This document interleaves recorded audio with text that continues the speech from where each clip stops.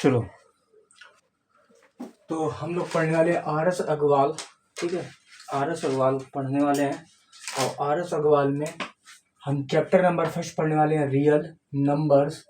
और ये WhatsApp number है मेरा 7376149306। ठीक, तो आर एस अग्रवाल जो हम पढ़ रहे हैं 10th में, तो हमारे पहले नंबर तो दिया गया रियल नंबर्स। तो रियल नंबर्स का मतलब क्या होता है, उसके पहले लेमा भी डेफिनेशन दी गई आती है, क्या होती है। तो हम लोग ने क्या किया है कि क्लास 9th में हम लोग ने रियल नंबर्स के बारे में पढ़ा था। किसके बारे में? नंबर्स के बारे में। तो ये हम लोग ने क्लास 10th में, सॉरी क्लास 9th में आर एस में ही नंबर्स के बारे में पढ़ा था। नंबर्स हमारे क्या होते हैं, 1 टू इन्फिनाइट। ठीक, ये हमारे 1 टू लेकर इन्फिनाइट तक नंबर्स होते हैं। लेकिन बोला रियल का मतलब होता है जो वास्तविक का मतलब होता है, रियल का मतलब होता है वास्तविक। वास्तविक का मतलब होता है जिसमें पॉजिटिव भी आ जाते हैं और क्या आ जाते हैं, निगेटिव भी आ जाते हैं नंबर। तो पॉजिटिव नंबर भी आ जाते हैं और क्या आ जाते हैं, निगेटिव नंबर भी आ जाते हैं। तो रियल का मतलब होता है जिसमें पॉजिटिव नंबर, जैसे मान लो 1 2 3 4 5, ठीक, ऐसे। और इसमें नेगेटिव नंबर -1 -2 -3, ठीक, इस तरीके से ये आ जाते हैं आगे। ठीक, तो ये मान लीजिए जो रियल नंबर्स होते हैं वो उनको हिंदी में बोलते हैं वास्तविक। ठीक, और वो रियल नंबर्स का मतलब होते हैं पॉजिटिव और नेगेटिव भी हो सकते हैं। ठीक है, रियल नंबर। तो यहाँ पे आप चीज़ों को समझ सकते हैं अच्छे से। ठीक, अब चलो आगे हम देखते हैं। ठीक, तो अभी आपने क्या किया था, क्लास 10th का ही जो अभी मैंने समझाया, आप क्लास 9 पे लेक्चर नंबर फर्स्ट देखे जाके, तो उसमें आपको नंबर सिस्टम में ही मैंने बताया क्या होता है, रियल नंबर्स क्या होता है। ठीक, सारी जानकारी दी है मैंने। चलो, अब दिया गया लेमा। तो लेमा का मतलब क्या कह रहा है, lemma is a proven statement. Proven statement का मतलब क्या होता है कि देखो, जो तुम्हारा लेमा होता है वो प्रूव होता है। क्या होता है, एक तरीके का प्रूव्ड होता है। ठीक, ठीक, प्रूव्ड स्टेटमेंट, स्टेटमेंट।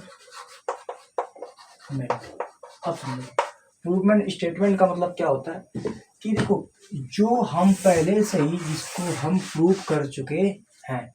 ठीक, स्टेटमेंट मतलब कथन, जो हम पहले से ही कथन, स्टेटमेंट मतलब होता है कथन ही होता है, इसको हम पहले ही प्रूव कर चुके हैं, वो क्या कहलाता है, आपका स्टेटमेंट। ठीक, अब जैसे मान लो वो कह रहा है लेमा क्या है, लेमा प्रूव्ड स्टेटमेंट है। अगर लेमा की डेफिनेशन पूछी है तो लेमा बोल दिया है कि प्रूव्ड स्टेटमेंट। अच्छा, ये बताइए, जैसे हमें पता है कि हमें एक चीज़ ये हम प्रूव कर चुके हैं, जैसे फार्मूला कि a + b का होल स्क्वायर बराबर हम लिख सकते हैं a² + b² + 12।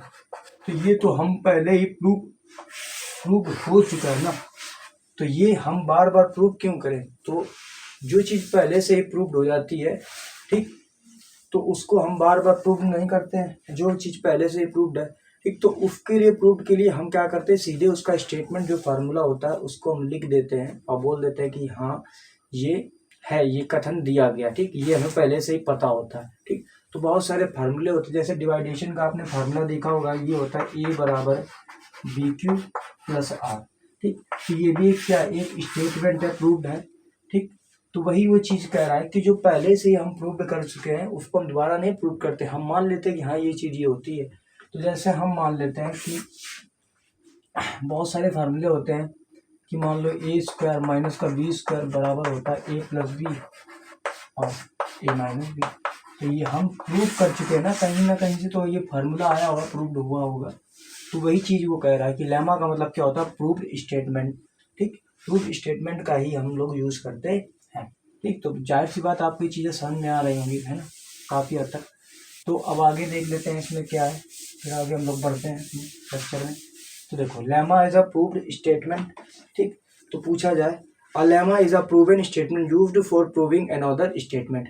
लेमा क्या है, एक प्रूव्ड स्टेटमेंट है जिसको हम दूसरे स्टेटमेंट को प्रूव करने के लिए यूज करते हैं। ठीक, वो कह रहा है कि अनदर स्टेटमेंट, है ना, प्रूविंग यूज्ड फॉर, इसका यूज्ड किसमें करते हैं, used for another statement, another statement. ठीक, तो लेमा क्या है, लेमा एक पहले से ही प्रूव्ड स्टेटमेंट है जिसका हम यूज्ड करते हैं। लेमा क्या है, पहले से ही प्रूव्ड स्टेटमेंट है लेमा क्या है, पहले से एक प्रूवमेंट स्टेटमेंट है जिसका हम यूज करते हैं। यूज का मतलब होता है प्रयोग करते हैं किसमें, अनदर मतलब दूसरे स्टेटमेंट को प्रूव करने के लिए यूज करते हैं, इज कॉल्ड लेमा। ठीक है ना, तो ये चीज समझ में आ गया होगा। अब जैसे उसके बाद दिया गया यूक्लिड डिवीजन लेमा। अब देखो यूक्लिड डिवीजन लेमा क्या है, इसका मतलब क्या होता है, तो अब ये चीज तो आप समझ गए होंगे, इसको नोट डाउन कर लीजिएगा। ठीक है, डेफिनेशन आपकी बुक में दी, डेफिनेशन नहीं पूछा थी लेकिन समझाने के लिए लिख दिया। ठीक, आगे देखिए। देखो देखो हम लोग बहुत ही आराम आराम से पढ़ेंगे, जल्दबाजी नहीं पढ़ेंगे। और ये आपके CBSE 2009 में पूछा भी गया, ये यूक्लिड डिवीजन लेमा है। ठीक, CBSE 2009 में पूछा भी गया आपका, कह रहा है यूक्लिड डिवीजन लेमा क्या होता है। देखिए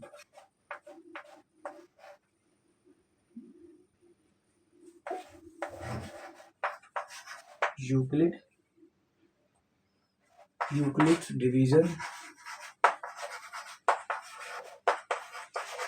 division lemma.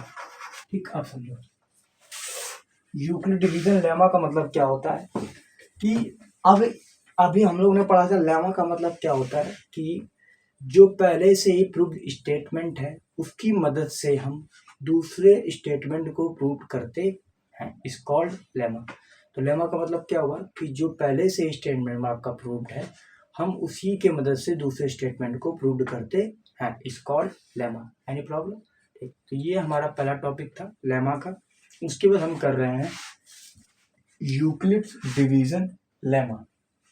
Euclid division lemma. ठीक, अब देखिए अभी हम इसकी बात करते हैं यूक्लिड डिवीजन लेमा क्या होता है, समझिए। कह रहा for any two given positive integers A and B, कह रहा कि दो इंटीजर्स लीजिएगा आप ए एंड बी।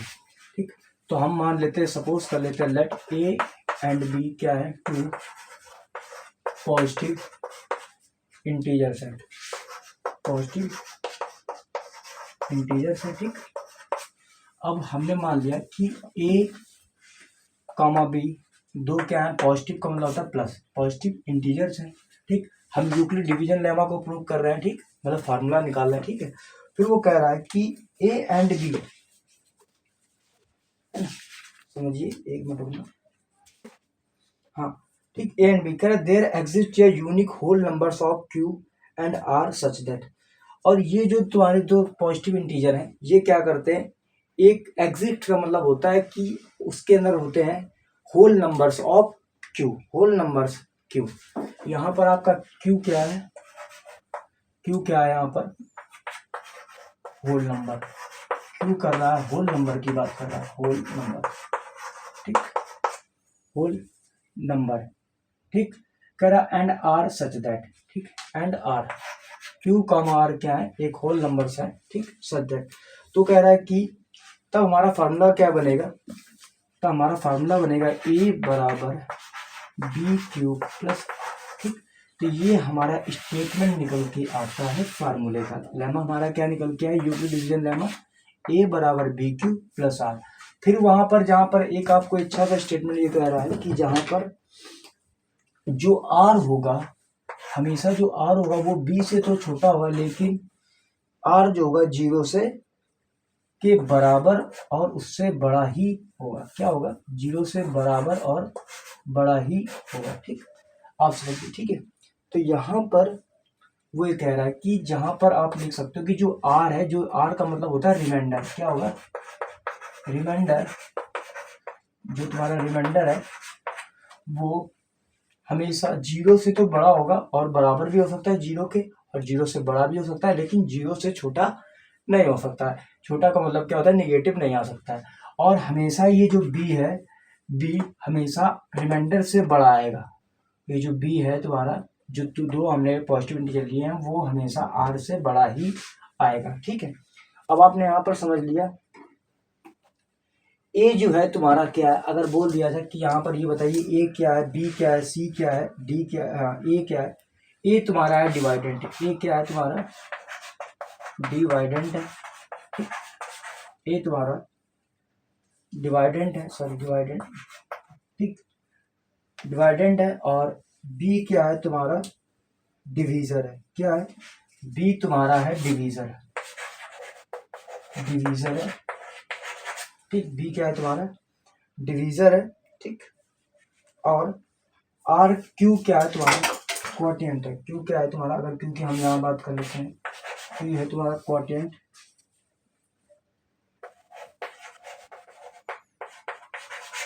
ठीक।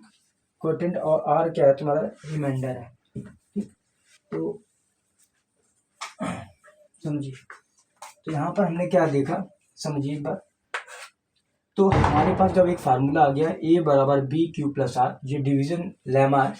आपने पढ़ा होगा कि डिवाइडेंड बराबर होता है divisor, divisor multiple quotient plus remainder, ठीक। तो ये हमारा फार्मूला बनता है। तो यहाँ पर बात कर लेते हैं, ए क्या है आपका, डिवाइडेंट है, बी क्या है, डिवीजर है, और क्यू क्या है, क्वोटिएंट है, और आर क्या है आपका, रिमाइंडर है। तो ये हमारे जो स्टेटमेंट है, हम इस स्टेटमेंट का फार्मूले की मदद से हम प्रूव करेंगे और इसका ही यूज करके आगे हम क्वेश्चनों को सॉल्व करेंगे। तो आप समझ गए होंगे कि फार्मूला ए बराबर बी क्यू प्लस आर क्या होता है, डिवीजर बराबर क्या होता है, डिवाइडेंड मल्टीपल क्वोटिएंट, फिर डिविडेंड बराबर होता है division multiple quotient plus remainder. तो ए क्या होता है, डिविडेंड होता है, और बी क्या है तुम्हारा डिवीजर है, क्यू क्या है, क्वोटिएंट है, और आर क्या है, रिमाइंडर है, ठीक। तो ये फार्मूला हिंदी में क्या होता है, भाज्य बराबर भाजक गुणे भागफल प्लस शेषफल। हिंदी में क्या होता है, जैसे हिंदी मीडियम वाले देख रहे होंगे तो यहाँ पर आप देखिएगा क्या होता है, भाज्य बराबर होता है भाजक इंटू भागफल, ठीक, और प्लस शेषफल, ठीक। तो ये तुम्हारा होता है हिंदी में, ठीक। तो इंग्लिश में याद रखना, डिवाइडेंड बराबर होता है division multiple quotient plus remainder. तो इसी बार फार्मूला बोले, डिवाइडेंड बराबर होता है divisor multiple quotient plus remainder. फिर से बोलिए, डिवाइडेंड बराबर होता है divisor multiple quotient plus remainder, ठीक। और जो आर होगा वो 0 के इक्वल और 0 से हमेशा बड़ा होगा और बी से हमेशा छोटा रहेगा। तो यहाँ पर ए और बी क्या है, दो पॉजिटिव इंटीजर हैं, और क्यू और आर होल नंबर है। क्यू आर क्या है, होल नंबर्स है जो एग्जिस्ट करते हैं, ठीक है। सिंपल, आपके क्या डेफिनेशन भी दी गई है, ठीक। अब हम क्या कर लेते हैं, एक उदाहरण से हम क्या कर लेते हैं, इसको समझ लेते हैं किस तरीके से हम लोग करने वाले हैं। मान लेते हैं, सपोज कर लेते हैं कि हम अपने तरफ से कुछ एग्जाम्पल ले लेते हैं और इसको हम करने की कोशिश करते हैं। जैसे मैं कर रहा हूँ, वीडियो को पहले रोक लिया करो, फिर इसको नोट डाउन कर लिया करो, ठीक है। अब देखो, ऐसे अगर हम लोग पढ़ेंगे तो हम आगे चल के कुछ ना कुछ कर सकते हैं इसमें, है ना। नहीं करेंगे तो कुछ ना कुछ तो सीख ही जाएंगे, ठीक। तो आप ध्यान से समझिएगा अच्छी से, ठीक। अब समझो, सपोज करो कि वो कह रहा है कि डिवाइड 117 बाई 14। आपसे कह रहा है कि 17 को डिवाइड करो, 117 को डिवाइड करो 4 से, ठीक। तो इसमें सिंपल है, इसको डिवाइड करने के लिए बोल रहा, सपोज करो। तो आप जाहिर सी बात है, जब आप 4 का डिवाइड आप 117 में करते हैं तो ये तो पता है कि यहाँ से जाएगा 4 बराबर 4 2 जा 8, 3 बचेगा 37, 4 9 जा 36, यहाँ कितना बचेगा 1। अब देखिए, रिमाइंडर तो आपका आ रहा है 1, देखिए रिमाइंडर कितना आ रहा है 1, ठीक। क्वोटिएंट कितना आ रहा है,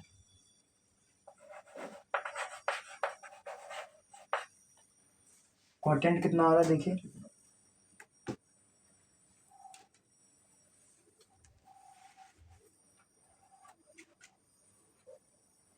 क्वोटिएंट कितना आ रहा है यहाँ पर आपका, समझिएगा फिर से, क्वोटिएंट कितना आ रहा है यहाँ पर,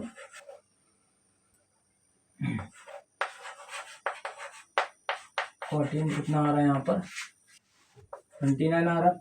और 4 तो पता ही है आपका, 4 का ही डिवाइड करना है 4। मान लो यहाँ पर हमने 4 से डिवाइड किया, उसने यहाँ पर 14 लिया है, और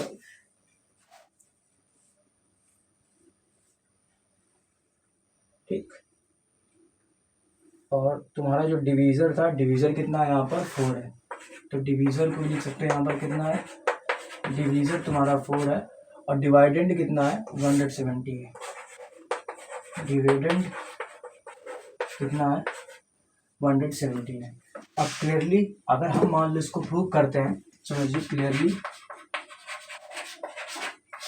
अगर हम प्रूव करते हैं कि 117 बराबर होना चाहिए आपका, देखो फार्मूला क्या होता है कि डिवाइडेंड बराबर होता है आपका, फार्मूला लिख देते हैं यहाँ से,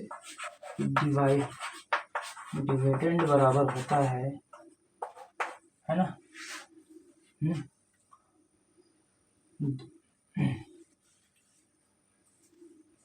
डिवाइडेंड बराबर होता है, हाँ, क्वोटिएंट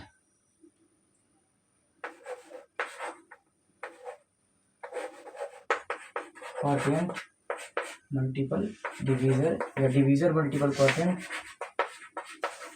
और प्लस रिमाइंडर। ठीक, गलत तो नहीं लिखा, क्वोटिएंट। ठीक, अब तो क्वोटिएंट कितना होगा 117, क्वोटिएंट है का डिवाइडेंड कितना है 117, क्वोटिएंट कितना है 4 मल्टीपल 29। ठीक, प्लस रिमाइंडर कितना है 1। ठीक, 4 9 जा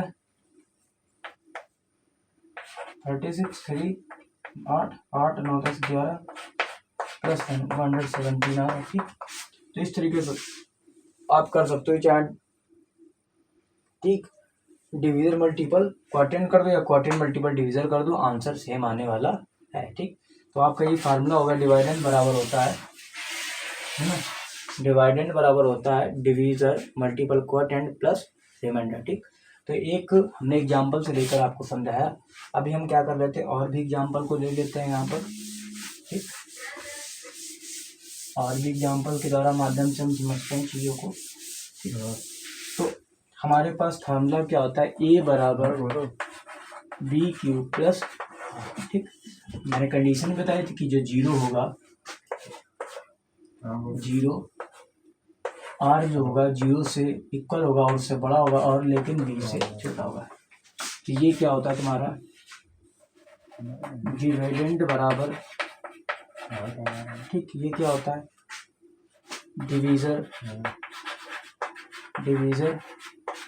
ये क्या होता है क्वोटिएंट। ठीक, और आर क्या होता है रिमाइंडर।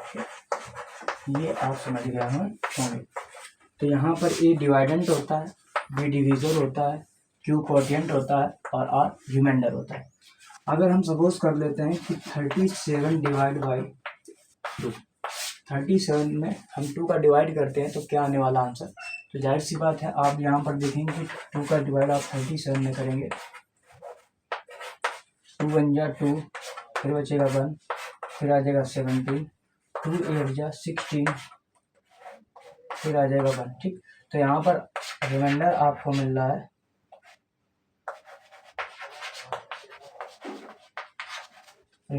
आपको 1। ठीक, और आपको क्वोटिएंट कितना मिल रहा है,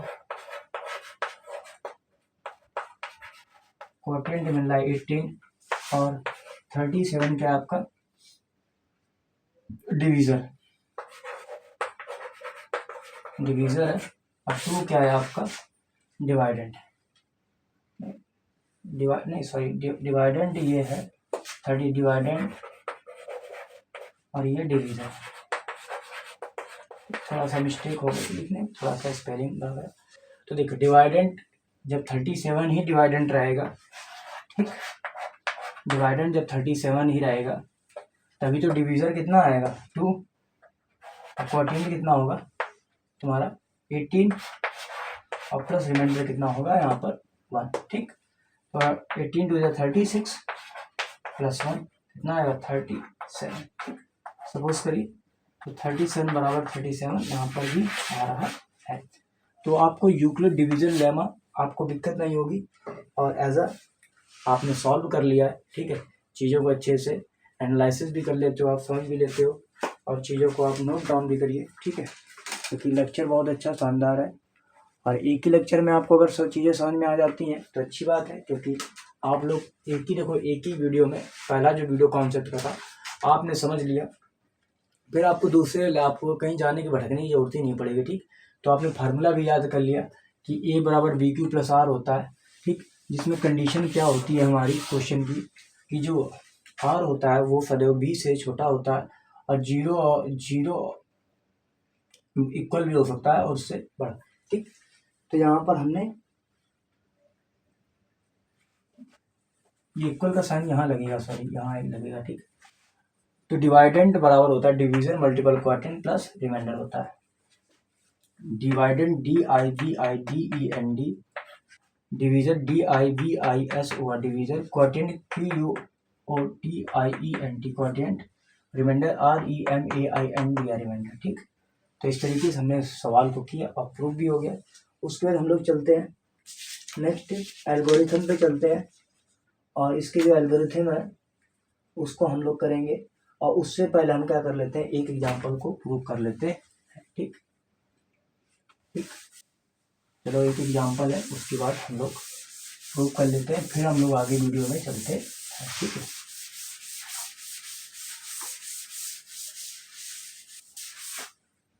एग्जांपल नंबर हमारा है